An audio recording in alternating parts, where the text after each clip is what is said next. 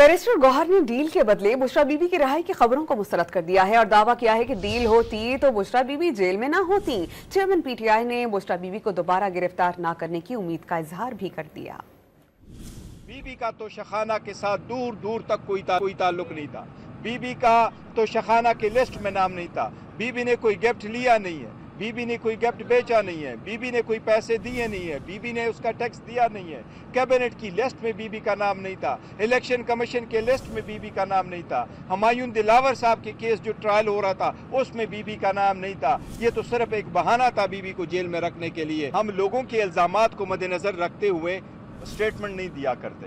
खान साहब का हम पे एतमाद है और हम दिन रात खान साहब के लिए लगे। हम लोगों की स्टेटमेंट को इन्हीं किस्म की स्टेटमेंट को दे के अपने बयानियां नहीं चेंज करते। पाकिस्तान तहरीक इंसाफ में कोई फॉरवर्ड ब्लॉक नहीं, सारे लोग जो है वो खान साहब की जो है क़ियादत में वो मुत्तहिद है।